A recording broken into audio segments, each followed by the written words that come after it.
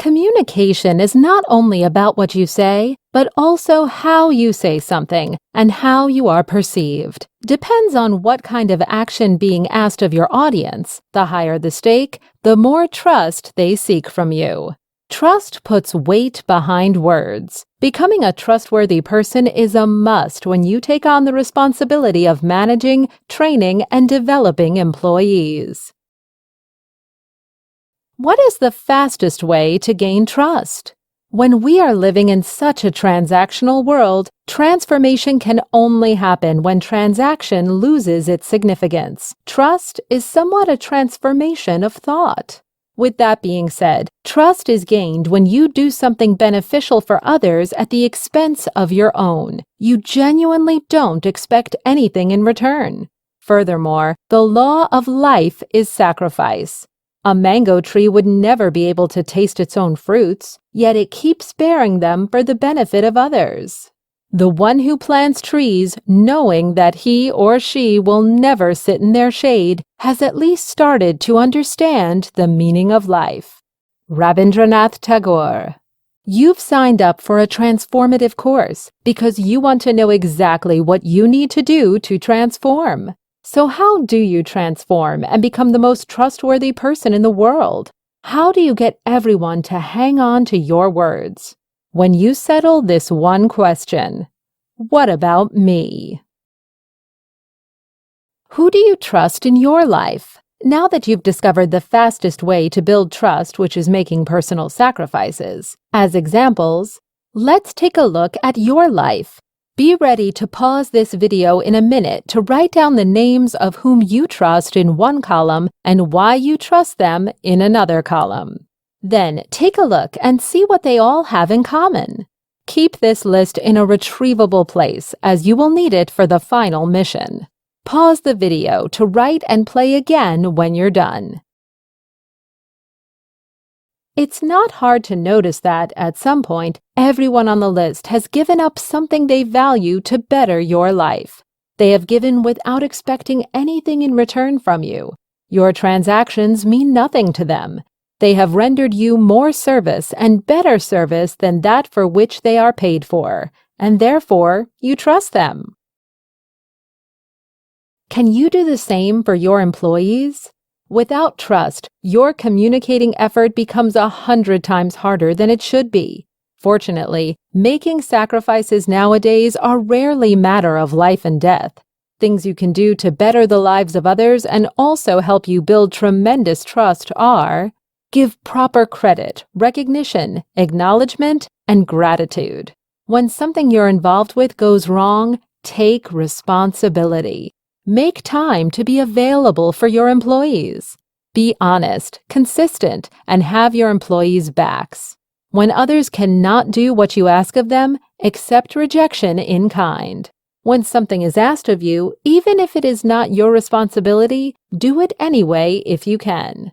Go the extra mile on your work, if it can be beneficial to others. Everything around you is a reflection of who you are. As a manager, you are in the position of being directly responsible for many others' well-being, happiness, and productivity. Who you are as a person becomes even more important and cannot be taken lightly. Although making sacrifices is the fastest way to build trust, it might not yield you immediate comfort, convenience, and gratification. That is why most can't do it. It takes certain characteristics and qualities for someone to forego short-term benefits for long-term ones. Because you are a manager, the 3 qualities you should develop are humility, inclusivity, and courage. Humility. Humility helps you keep a level head and be receptive. When you are receptive, you see your shortcomings, own up to your mistakes, and learn from them. Your willingness to learn from your own mistakes and the mistakes of others is one of the most valuable attributes to your career success. Similarly, your employees will also make mistakes. When they do, be willing to forgive and allow them a fresh start. With humility and honesty, you can be candid about what you know and what you don't know. Everything we enjoy today is made of materials found in the universe. However, what we know of the universe is only about 5%. This includes its stars, planets, and galaxies. The other 95% is a complete mystery to us. We call these mysterious substances dark energy and dark matter. When you are only able to see less than 5 pieces of a 100 pieces puzzle, what conclusion can you make about the puzzle? The benefit of coming to terms with what you don't know is that you start longing for knowledge other than your own. Longing leads to seeking, and seeking leads to the possibility of knowing. Congratulate yourself when you reach that degree of wisdom which prompts you to see less of the weaknesses of others and more of your own. Napoleon Hill. Inclusivity. Although one of your core responsibilities as manager is managing employees, the shocking truth is nobody wants to be managed. However, they long to be included. Looking at every organization's mission statement, it is clear that humans' well-being is the ultimate goal of any business you are in. So let's make it happen. When you include everyone in your experience, you'll make decisions that are most beneficial for the well-being of the whole. How deeply you touch other people's lives determines the quality and the profoundness of your own life experience. The more successful and powerful you become, the more inclusive you have to be. Not only do you have to be inclusive with everyone, but also with any other creature and plant on this planet. As humans, we have the capability to live a conscious life. Living consciously means thinking through all possible consequences of our actions and only moving ahead if we are okay with every single one of them. It means we accept full responsibility for the results of our actions and we don't complain. Not only is it sustainable to our planet, but it also is a more sensible way for everyone to work and live. When you are not looking to manage employees, but just to see how you can include, embrace, and appreciate their differences, you become more tolerant and flexible, which, in turn, makes your team more resilient and agile. Courage. What is courage? On a certain day, 3 generals from the U.S. Army met. They were on a tour of the Grand Canyon, along with their troops. The first general wanted to brag about the courage and spirit of obedience in his battalion, so he said, "There is no other battalion like mine. The level of courage and obedience is so high. Real courage. Let me show you an example." He boomed, "Private Peter." Private Peter came running. "Yes, sir." "You see this?" The general pointed at the Grand Canyon. "I want you to just take a leap across the canyon now." The man just ran, full speed, and took off. Obviously, you know where he landed. Then the second general laughed and said, "That is nothing. Look at this." He said, "Trooper Higgins." "Yes, sir." Trooper Higgins arrived. "It's an emergency. I want you to fly and go across the canyon and inform my officer over there about this." The man flapped his hands, and you know what happened. The third general just kept quiet. The others nudged him and said, "What about yours?" And they laugh. No courage. Some of the general's men were loitering around, so he said, "Hey, you." One of them came. The general said, "Now look at that down below," and pointed to a swirling, quick-moving stream, which was just 700 feet from a steep waterfall. He said, "I want you to take this little canoe and cross the river." The guy looked down and said, "General, it looks like you have been on your whiskey once again." "No, I'm not going to do such stupid thing." The general turned to the others and said, "See, this is real courage." Courage is having the confidence to do the difficult thing which can be risky or frightening. However, confidence needs to be combined with clarity. Confidence without clarity is neither bravery nor courage, but can be disastrous.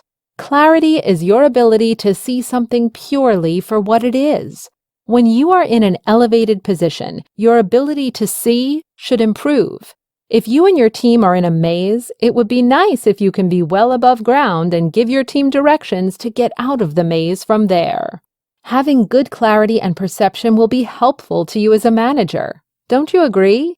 The more you can elevate yourself to a bird's eye view, the more your clarity and perception improve. How to elevate yourself to a bird's eye view. Number 1. To fly, to set sail, or to drive anywhere, you first need to ease off the wheel chock, the anchor, or the brake. Similarly, to elevate, you need to be detached from any previously formed assumptions, opinions, and conclusions. If you can't completely discard them, at least set them aside. Number 2. Raise your awareness by listening and paying attention without any intention. When things start to open up, you strive to see everything as it is, unfiltered by your own preference, memory, or experience. In a business setting, what you don't know, you assume to move things forward. Both facts and assumptions are needed because of our limited knowledge, regardless of however much we do know. However, you should consciously be aware of which ones are facts and which ones are assumptions, and thus treat them accordingly. As examples, with facts, you discern whether they are relevant or not. With assumptions, you try to verify as much as you can. It is most effective that you deal with everything just the way it is. When you have a problem, you look for solution, and not distraction, which solely based on your preference, memory, or experience. In any circumstance, you never look up or look down at anyone or anything. You see everyone and everything just the way they are. This is clarity. When you reach this level of awareness, you are well above ground. Number 3. When you are well above ground and can see much better, you have to be absolutely inclusive. When you are clear in what you see and are considerate of everyone and everything, what is needed, sensible, and possible for you to do, that you'll courageously do. Becoming a leader. When you possess the qualities of humility, inclusivity, and courage, making sacrifices for others becomes almost voluntary. If you establish yourself in such a way that you no longer need to know what others can do for you, but what you can do for them, you can't stop people from wanting to be around you and follow you. When you have followers, you become a leader. Employees work for managers because they have to. Followers follow leaders because they want to. Another benefit. Besides gaining tremendous trust fast, there is another benefit to making sacrifices for others that you really should consider. When you deliver the best service of which you are capable, striving each time to exceed all your previous efforts, you are making use of the highest form of education. Therefore, when you render more service and better service than that for which you are paid for, you, more than anyone else, are profiting by the effort. The Law of Success, Napoleon Hill. To build on what Napoleon said, when you do more and give more, you'll gain more experience. With more experience, you become more competent. When you are competent in what you do, people trust you and want to follow you, increasing your influence and leverage, which in turn allows you to do more and give more.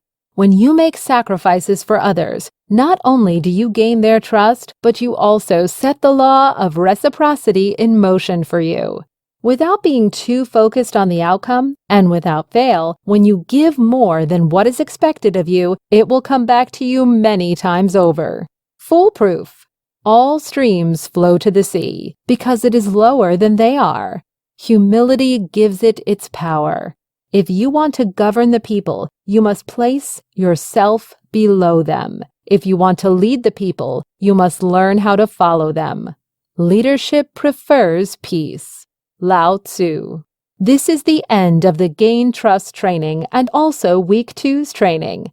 When you are ready for this week's mission, download the Excel file included and get started. With the completion of Week 2's trainings, you are more than halfway through. Thank you for your commitment and keep up the good work. See you one more time next week for the Build a Reserve and the Game Plan trainings.